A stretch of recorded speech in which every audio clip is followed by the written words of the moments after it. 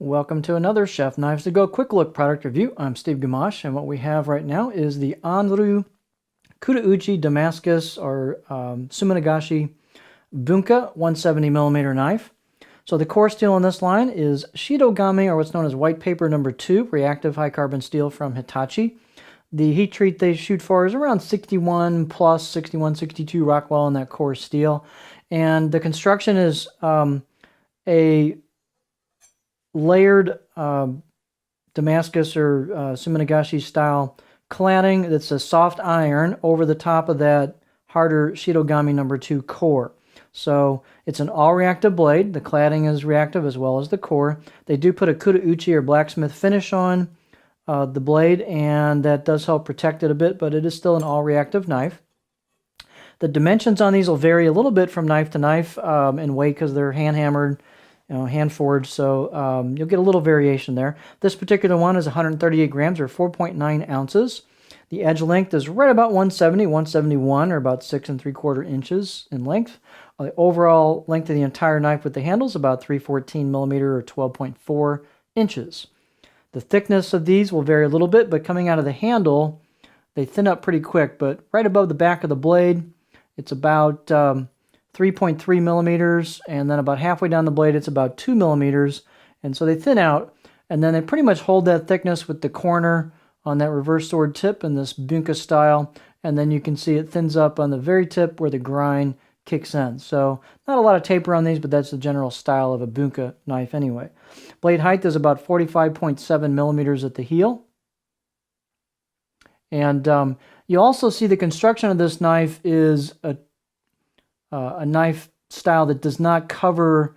Waterikomi is where it covers the spine, the cladding. This one does not. You can see the construction, you can see the layered construction, you can see that coarse steel peeking through on the cladding, so, or on the spine. So it's pretty neat. You can see that kind of cross section, if you will.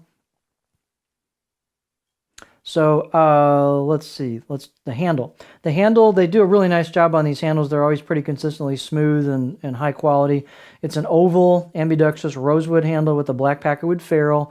Really nice fit and finish almost all the time on these. Pretty doggone smooth where that transition is between the packerwood and the rosewood.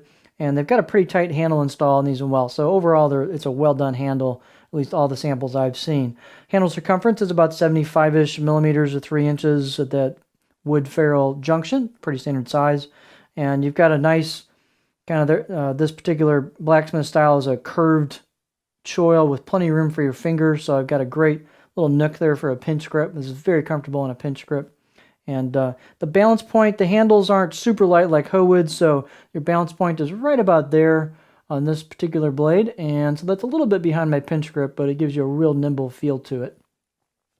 Let's take a close-up look. This is kind of almost an under-recommended and underrated line of knives. All the ones I've seen in this line are really well done. The blacksmithing is high caliber. Grinds are really good. They're straight. Edge profiles are nice. Performance is good. They're not lasers, but they are good all-around performers and decent food release. It's just a nice blade. So it's all reactive, which isn't for everybody, but they do a really nice job with this line of knives. So you've got hand-chiseled kanji, which it's a little muted because of the Kudauchi finish. You've got your Damascus or Suminagashi layered finish. You can see the core steel showing at the edge, and a pretty generous edge bevel on these, so they're not too bashful about the sharpening on these. And it's got a good solid 6 out of 10 edge on it, so they put a pretty decent edge out of the box. You've got a little bit of relief to the corners on the spine and also the choil, so it's very comfortable out of the box. Ready to rock and roll. So just a nice high level of craftsmanship. Let's take a peek at the edge profile on our cutting board. This just has a pretty good all-around profile. It's got a little bit of belly to it. It's not a huge flat spot, but a little bit of belly. And then the tip's pretty low, so I'll get in there before I start digging the tip in, but it'll work for low rocking. Definitely push-pull cuts. Not a pure chopper like a Nikita or something like that, but you have a good all-around profile. And again, profiles will vary just a little bit from knife to knife sometimes. That's what this one looks like. So these are solid, they're stiff, they've got a lot of confidence on the board.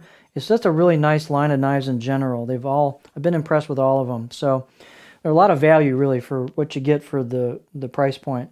So this is the Anryu Kurauchi Shidogami number 2 Damascus Bunka 170mm knife.